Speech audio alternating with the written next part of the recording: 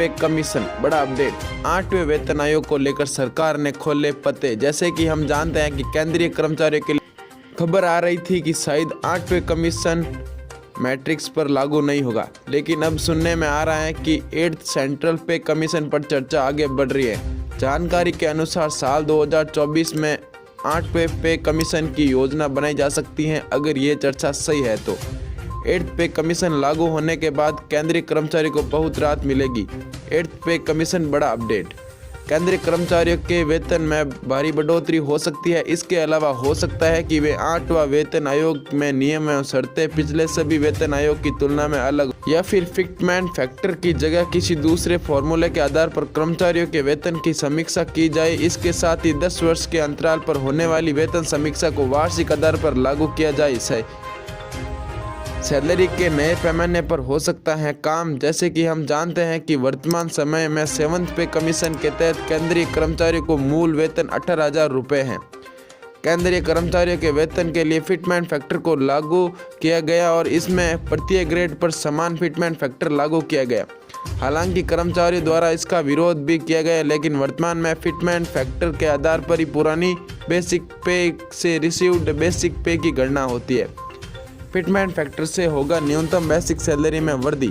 जैसे कि आपको पता होगा कि 7वें वेतन आयोग के तहत केंद्रीय कर्मचारियों को सबसे कम वेतन वृद्धि मिली थी। सिफारिशों के तहत फिटमेंट फैक्टर को 2.57% के हिसाब से तय किया गया था और इसी आधार पर कर्मचारियों का वेतन रिवाइज किया गया था।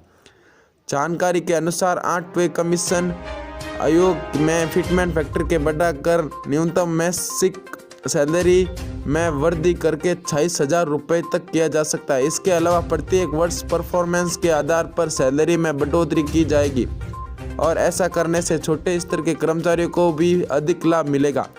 इसके साथ ही मैक्सिमम सैलरी रेंज वाले कर्मचारियों के वेतन को 3 साल के अंतराल पर रिवाइज किए जाने की उम्मीद है।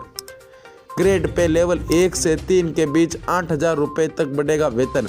जानकारी के अनुसार ग्रेड पे के लेवल मैट्रिक्स 1 से 3 के सभी केंद्रीय कर्मचारियों के न्यूनतम वेतन में बढ़ोतरी की जाएगी। उम्मीद जताई जा रही है कि इसमें 44% से ज़्यादा की बढ़ोतरी हो सकती है और न्यूनतम बेसिक सैलरी 26,000 रुपये तक की जा सकती है। और इसी क्रम में पे मैट्रिक लेवल 18 तक वेतन में बढ़ोतरी हो सकती है। जैसे कि आप सभी जानते हैं कि पे कमीशन को हर साल 10 साल में लागू किया जाता है और ऐसे में अलग वेतन आयोग साल 2026 में लागू होगा।